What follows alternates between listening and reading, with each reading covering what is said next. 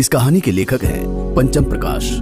राम नाम सत्य है, सबका यही सत्य है। राम नाम सत्य है, सबका यही सत्य है। राम नाम सत्य है, सबका यही सत्य है। अवसाद से घिरे एक आदमी को संभालते हुए दूसरा आदमी भी साथ साथ चल रहा था। उनके पीछे 4 लोग अर्थी को कंधा दिए चल रहे थे और उसके पीछे भी कुछ लोग शव यात्रा में शामिल लगातार एक ही लाइन में बड़बड़ाते हुए चल रहे थे। वक्त सुबह का था, पर घटा इस तरह छा रही थी जैसे बादल भी मैयत पर रोने को बेकरार हो रहे हों। राम का नाम लेते हुए शव यात्रा शमशान में प्रवेश कर चुकी थी। पीछे एक बूढ़ा करीब 8-10 साल के बच्चे का हाथ पकड़कर खड़ा हुआ है। बच्चा, जिसका नाम सोनू है, वो बड़े ही गौर से उस शव यात्रा को देख रहा था, बिना अपनी पलकें झपकाए। और जैसे ही शव यात्रा शमशान के अंदर चली गई, सोनू उस बूढ़े की ओर नजरें उठाकर पूछता है, बाबा, ये लोग क्या बोलते जा रहे हैं? राम नाम सत्य है, सबका यही सत्य है। मतलब बाबू, जो जैसे आया है दुनिया में, वो वैसे ही एक दिन चला जाएगा। कुछ रहेगा तो बस राम का नाम, समझे? हम भी? हाँ, हम सब भी। बाबा की बात सुन सोनू दोबारा से उस शव यात्रा को देखने लगता है और फिर एक टक देखते ही रह जाता है। कौन मारा रे ससुरा? आदमी पीछे देखता है तो कोई नहीं होता, क्योंकि सोनू और उसके बाबा शरीर से आजाद एक रूह है जिसे यूं ही नहीं देखा जा सकता। उस आदमी को सोनू की बस हंसी सुनाई देती है, पर दूर दूर तक कोई दिखाई नहीं देता। ये मंजर देख उस आदमी के हाथ से तंबाकू छूट जाती है और वो चीखते हुए वहां से भाग निकलता है।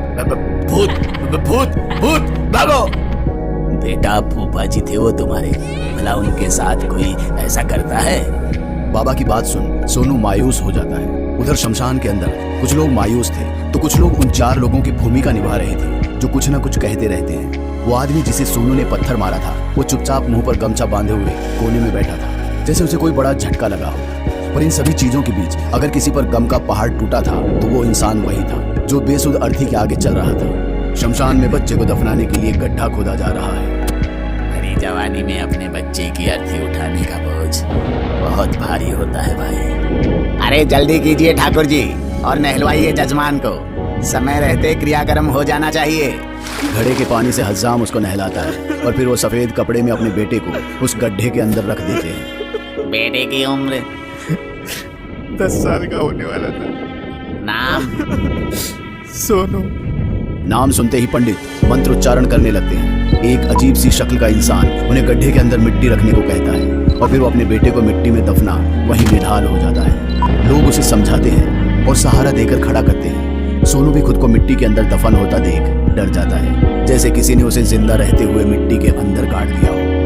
डर मत बाबू, मरने के बाद कोई दर्द नहीं होता।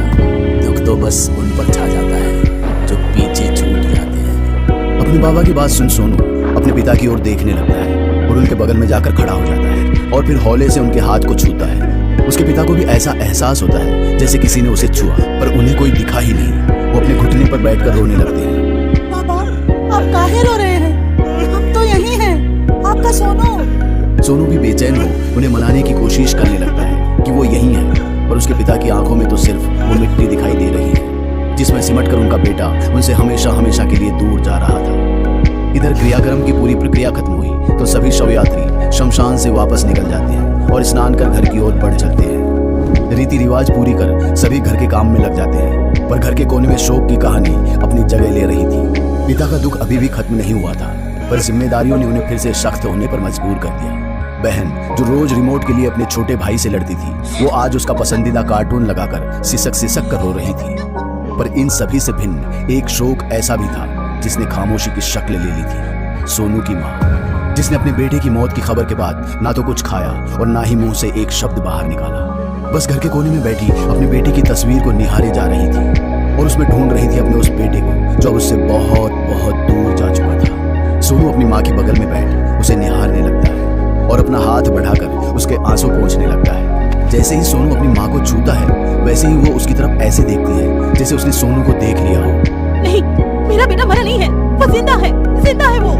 ये कहते हुए सोनू की माँ ने उसे गले लगा लिया और उसके हाथ से सोनू की तस्वीर गिरकर टूट गई। उसका चिल्लाना और तस्वीर के टूटने की आवाज सुन घर के सदस्य उस कमरे में पहुंचते हैं और देखते हैं कि तस्वीर का कांच टूटा हुआ है। घर का चिराग बुझ गया और ऊपर से ये कांच भी टूट गया।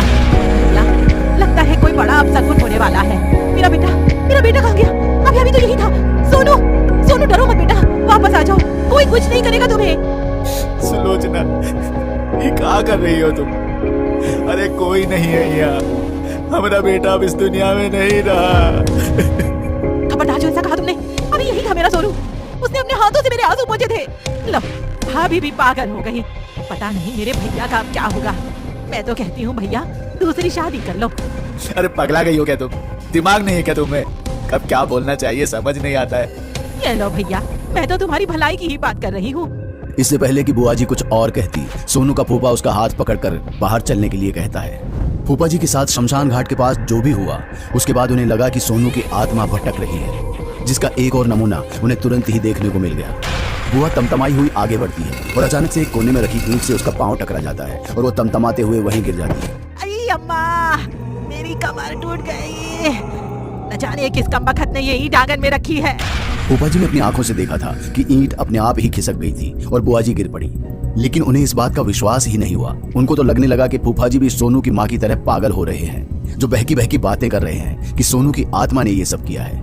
खैर, किसी को विश्वास हो ना हो, लेकिन जिस तरह से फूफा जी गर्मी में भी मफलर बांधे कोने में दुबक गए, उनका डर एकदम साफ दिख रहा था। दिन गुजरते गए, लेकिन सुलोचना की हालत में कोई सुधार नहीं आया। सोनू के पिता जब भी सुलोचना को अपने आप से बात करते देखते तो उनका दिल रोने लगता था। एक तो उसका बेटा नहीं रहा, ऊपर से बीवी की दिमागी हालत भी खराब हो रही थी और फूफा जी का डर भी खत्म होने का नाम नहीं ले रहा था। जिस तरह वो कभी कभी सोनू से हंसी मजाक किया करते थे, सोनू अब उनके साथ कर रहा था। लेकिन इंसान के मजाक करने में और किसी आत्मा के मजाक करने में जमीन आसमान का अंतर होता है। सोनू के पिता सर्वेश ने सब जगह सुलोचना को दिखा लिया जहां वो दिखा सकते थे, पर किसी भी रिपोर्ट में कुछ नहीं निकला। सभी ने उनके बारे में यही कहा कि वो एकदम नॉर्मल है, पर उनके घर में कुछ भी नॉर्मल नहीं था। सुलोचना एक अलग कमरे में रहने लगी जहां किसी को आने जाने की इजाजत नहीं थी। उस कमरे से हमेशा किसी न किसी के हंसने की आवाज बाहर आती थी। ऐसा लगता था कि सुलोचना किसी और से बातें कर रही है, पर जब भी सर्वेश अंदर जाता तो सिवाय पसरे अंधेरे के उस कमरे में कोई और नहीं होता। सुलोचना, ये क्या कर रही हो तुम? अपनी जिंदगी बर्बाद करने पर काहे तुली हो? तुम मुझे अकेला क्यों नहीं छोड़ देते? जैसे ही तुम अंदर आते हो, सोनू डर कर चला जाता है। अरे सुलोचना, सोनू मर चुका है। अरे समझ नहीं आता है क्या तुम्हें? जितनी जल्दी तुम ये बात समझ लो अच्छा होगा।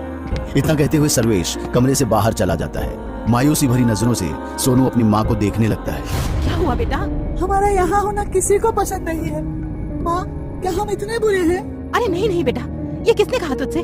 बुआ जी कह रही थी कि हमारी आत्मा भटक रही है, उसे भगाना होगा।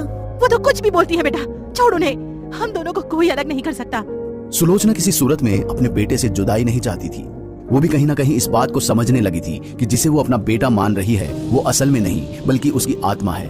फिर भी वो उससे दूर नहीं जाना चाहती थी।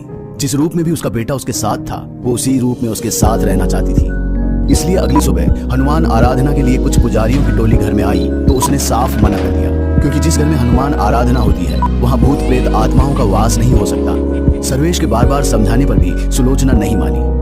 बात यहाँ तक चली गई कि सुलोचना ने साफ कह दिया कि घर में ये सब नहीं हो सकता जब तक कि वो जिंदा है।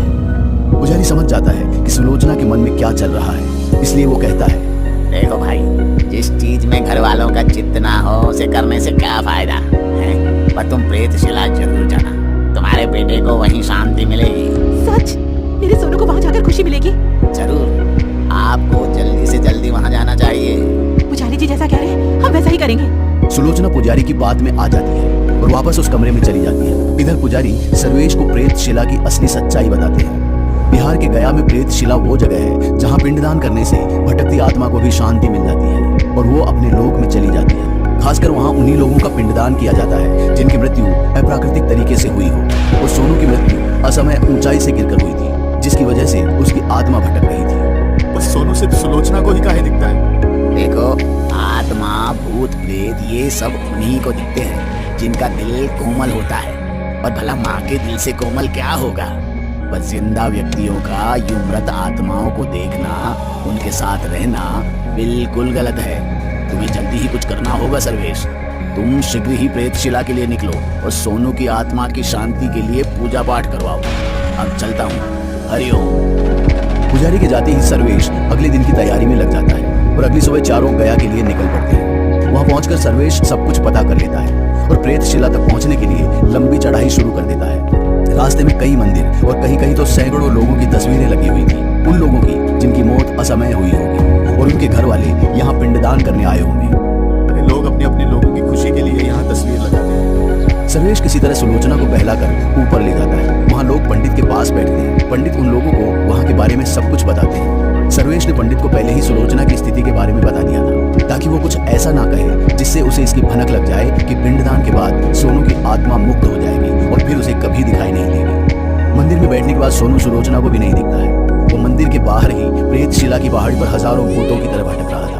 पंडा जी, हम यहाँ जो भी करेंगे उससे मेरे बेटे को खुशी तो मिलेगी ना? बेटी, सतयुग में सोने का शिला था, ये कलयुग में पत्थर हो गया। यहाँ आने से 1484 कुलों का उद्धार होता है। और मेरे सोनू का? अब यहाँ आ गई हो तो उसकी आत्मा को भी उपयुक्त स्थान मिल जाएगा। चलो अब सोनू का फोटो यहाँ रखो और जो मैं बोलता हूँ उसे दोहराते जाओ। बोलो, माता जननी। पंडा जी मंत्र बोलते गए और सर्वेश और सुलोचना उसे दोहराते गए और पिंड दान कर सैकड़ों तस्वीरों के बीच में सोनू की तस्वीर भी लगा दी। ओम शांति शांति शांति, ओम शांति। पूर्ण खुशहाली के लिए बाहर शिला पर सत्तू उड़ाने की प्रथा है। इतना कहकर पंडा जी उन्हें अपने साथ ले जाते हैं और उन्हें समझाते हैं कि मंत्र के साथ शिला पर सत्तू उड़ाना है। जैसे जैसे पंडा जी बताते हैं वैसे वैसे वो करते हैं। बोलो, उड़न सतुआ पितरों को बैठ। जैसे ही वो दोनों ये वाक्य दोहराते हैं, सुलोचना को शिला के ऊपर सोनू की आत्मा उड़ती हुई दिखाई देती है। माँ, हम जा रहे हैं। नहीं सोनू, तुम कहाँ जा रहे हो? नीचे आ जाओ, नीचे आ जाओ बेटा, वरना तुम गिर जाओगे। माँ, हम अपनी दुनिया में जा रहे हैं। आप यहाँ अच्छे से रहना। नहीं सोनू, नहीं, तुम मुझे छोड़कर नहीं जाओगे सोनू। बोलते रहो, उड़न सतुआ पितरों को बैठ। सोनू, सोनू, नहीं, नहीं मेरे सोनू, मेरे सोनू को रोको, रोको मेरे सोनू को, वो मुझसे दूर हो रहा है। सोनू, सोनू, सोनू, सोनू,